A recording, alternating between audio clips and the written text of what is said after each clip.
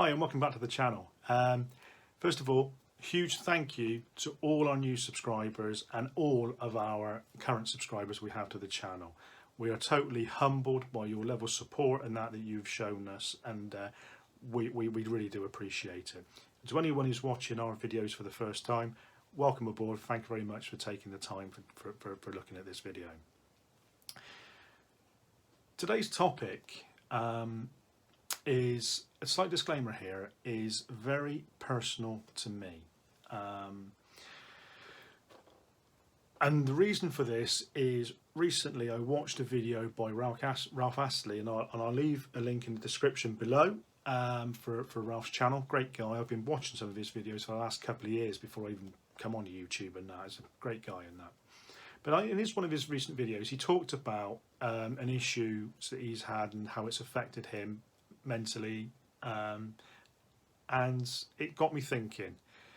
I've spoken about my depression and anxiety and depression on my blog before, but I've never actually made a video. And to be honest with you, I've tried making this video several times, as in before I've got to this point. I've stopped it, paused it, done it, retook it, and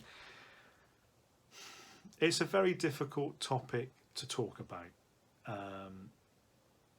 And what I want to say straight off the bat, for anyone who's suffering from this condition, from depression or anxiety or anything like that, is first of all, you're not alone.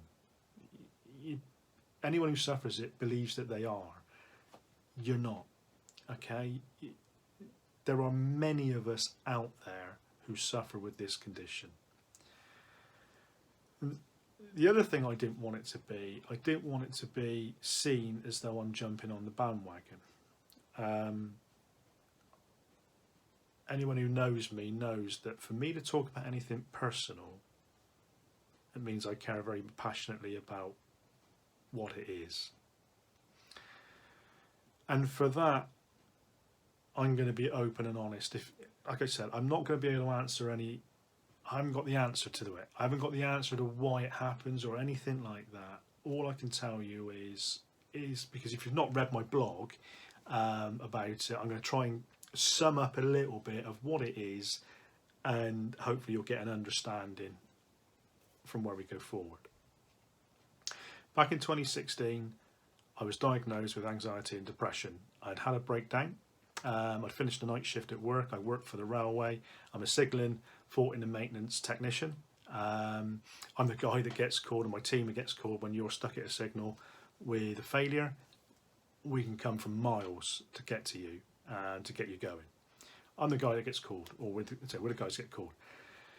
There's an immense amount of pressure when those trains are stopped. Pressure that you would not believe. The phone calls that happen whilst all that is happening from everybody and in sundry, you have no idea. And it can lead to certain things. And I don't want to get into the politics of that in a moment, because that's not what this is about. Prior to working for the railway, I worked for the motor industry as a technician. Did that for 15 years, and I'm currently on the railway now for 16 years. But all the time in my working life, I've used that and I've used these. Yeah, with a fault, think about what the fault is, work out the diagnosis, rectify it with my hands. So brain and hands have always worked together. My history of wargaming, well, I started wargaming, started with role-playing really, back in the early 80s. And then moved on for historical wargaming and all forms of wargaming when I left school. I was lucky enough to have been invited to 2 private weekends with Peter Gilder, with his close friends, to play in a couple of games. This when he last had, this is like Peter Gilder, when he had the Wargames Holiday Centre. One of the chaps that was there, Frank Humphreys, he's long since passed now, but he invited me along with Peter and a few others that were there to play in some of the private games, but in basically their own little club really. And I learnt a lot from Peter those 2 weekends. He had a dry sense of humour as well. So as I said, back in 2016 I was diagnosed. After finishing a night shift, I came home from work, went to bed, which is something I don't normally do after my last night shift, and proceeded to be woken up with severe spasming of my muscles and throughout my body, and sweating that you will not believe. It felt like I was chucked in a swimming pool. I was just, the amount of water that was just running off me. My wife had phoned me lunchtime after this had happened, by hook or by crook. It was just by luck, and rushed me, got me straight into the doctors and rushed me down to where we just deduced that the doctor deduced after various questionnaires and talking that I was having a breakdown. Now, what he'd said to me was that the reason for the spasming of the muscles is the brain is releasing testosterone to give you strength, because it knows there's a problem, and then with that's happening, your body's heating up, so the other part of the brain is saying, I'm going to cool you down by opening your sweat ducts up to cool you down, and it was a vicious circle. Now,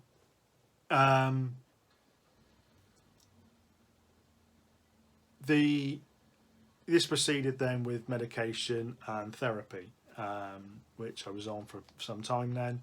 But throughout all of it, I never got to the bottom of the reason why it happened. It was just, obviously the breakdown was the build-up of work and everything else that was going on. But what the therapist did look up and say is, he says, well, you've been suffering from depression all your life. And because I spoke about things, I mean, they do ask you quite a lot of, I'll say they do ask you personal questions, but they're asking you all sort of questions that you might even think about. I mean, I'll be honest with you, yes, I've seen some not nice sights on the railway, a couple of not nice sights, something I don't really want to talk about on here, but I can assure you they weren't pretty. But as she said, that wasn't it. That wasn't the reason why, because that's a more recent thing. That's just added on to the anxiety, I suppose. And so the upshot of it all sort of was that there was no clinical real answer, which I said, I remember having a conversation when I said to her, I said, look, you know, I've worked in industries all my life where I've got to use that and I've got to use these to fix things. And so why can't I be put into an MRI and they say, well, that's what's wrong with you, that's the course of action, or that's what we need to do. And even to today, I still don't understand why, but I suppose medical science is where it's at. And don't get me wrong, it is fantastic. We've come on leaps and bounds.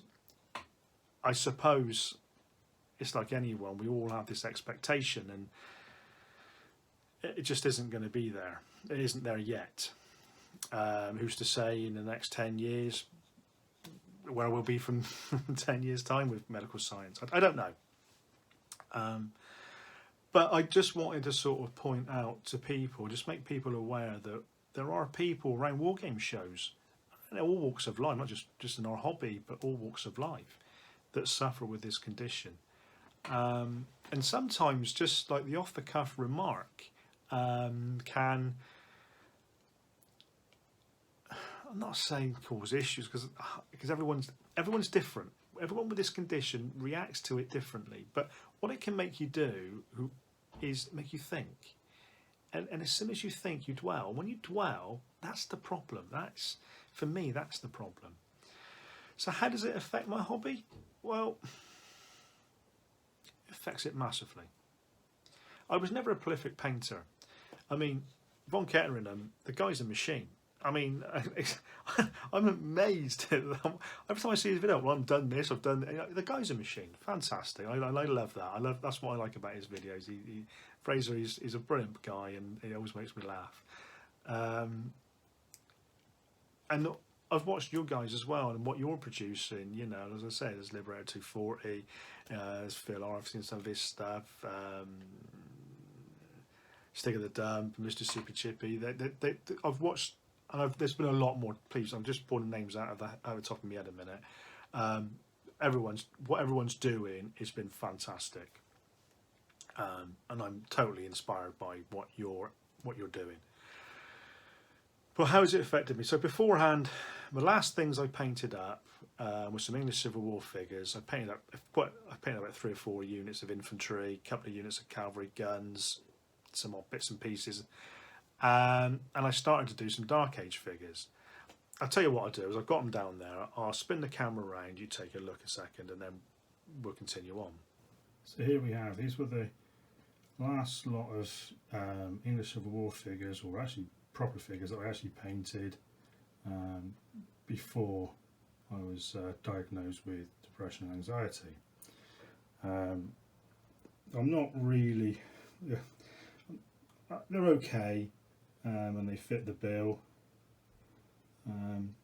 but I remember painting these as well as a lot of the others I did.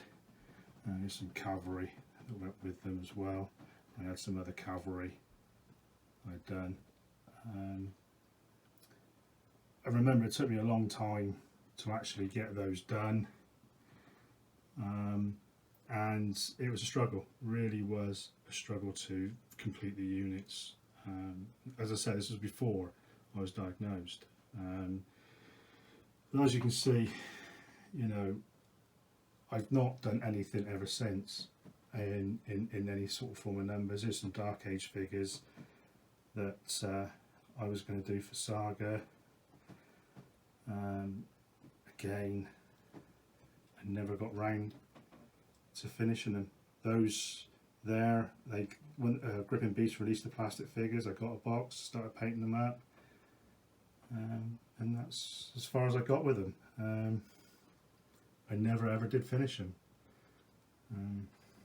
Like I said, that's just samples to see where we are from there. But there we go. I'll just pin the camera back round and we'll continue the chat. So there we are. That's what I've done. Like I said, I mean, they were the last lot that I had done prior to being diagnosed with this in 2016.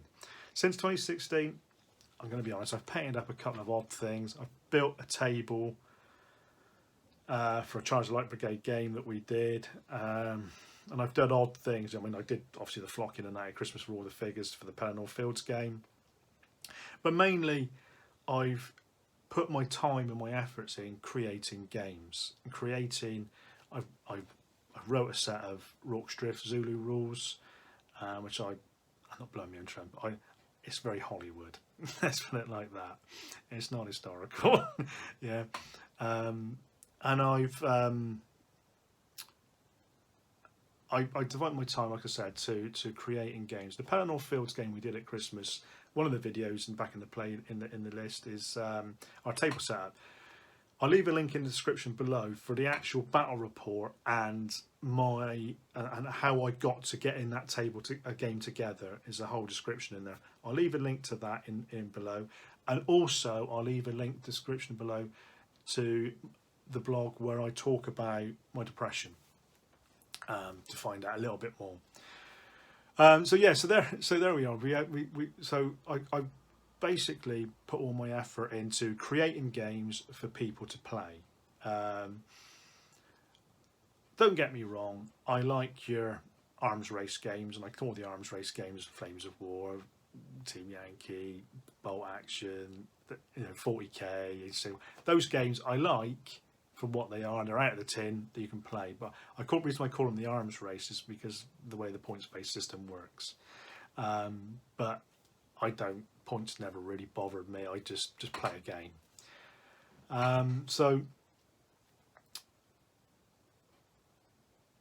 I devote my time into creating gaming experiences for people to really want to get into play and enjoy, and that takes a lot of mental pressure, to be quite honest with you.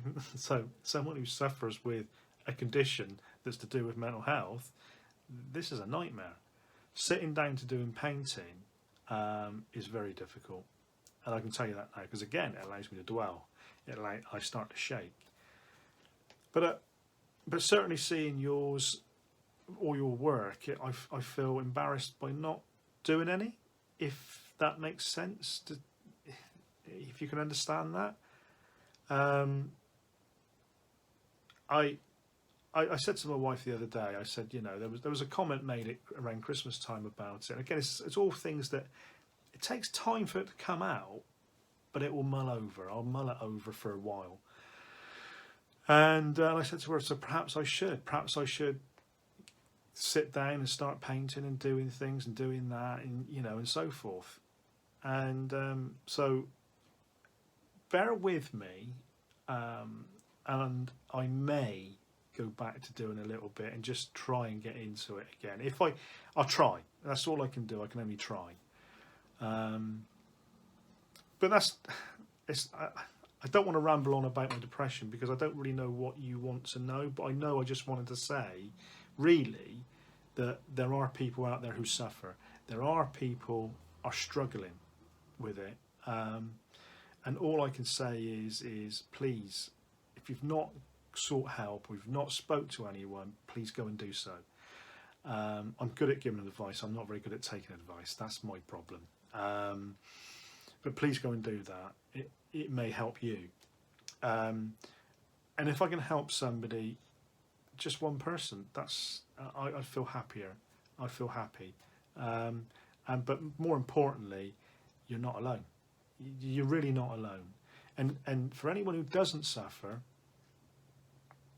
and anyone who's watching this video thinking, oh, suck it up, mate, you'll be all right. Believe you me, I've been doing that most of my life. And this is where it got me. You do not want to hear that. You know, one of the things you do not want to hear is, "Oh, you're feeling a bit under the weather." No, you're not. It's far from feeling under the weather. That I can assure you. But like I said, anyone who's not suffering have a bit of understanding, and anyone who is suffering, please talk to somebody, and you're not alone. All right. Hobby for us this year. I'm going to try to change the subject now to try and talk about something a bit more lighter.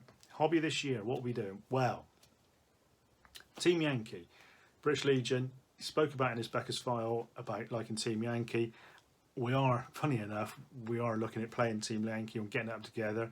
We've got, just looking down here actually, Mel's finishing off Jamie's Russian infantry vehicles, and that are all done. They're out on the table at the moment, which we're playing a game, trying to learn the rules. And the other thing that we're up to, I've watched Eccentric Man's latest Congo video, battle report he did recently, and I remembered I had some figures. I've never based them up, so I'm doing that. I'm basing them up. Got 3 factions down there. I'll show you them in a second, actually. Moving forward, what are we doing? This year's Christmas game may be a 28mm Ancients. Not decided on rules yet. That's still a choice of 2. And a slight debate with that yet at the moment, but I'll work all that out as and when. But that's where we are at the moment. And obviously the year's still young, and I have got very few ideas where I would like to go. Thank you for watching. Really appreciate you taking the time with this and staying with it. If you've stayed with us for that duration, I'm totally humbled by that. And I hope it sort of give you a little insight. Like I said, I'll leave a link to Ralph's channel in the description below, and to our blog where I talk about my depression, and also leave a link to the Battle of Pelennor Fields battle report. So until next time, I'll see you soon, and I'll leave you with our Congo figures. Thank you very much for watching. There we go. There's the Forest Tribe. Their little pygmy archers. The lion there got a base up, as well as Kong there. And back there is Zanzibaris force.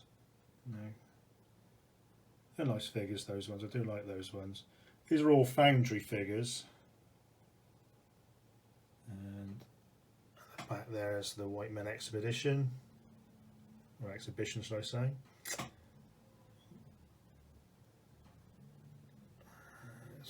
Across there. So yeah, there's some just doing the basing for the Congo figures there, and we'll get them sorted and hopefully get some games of them soon.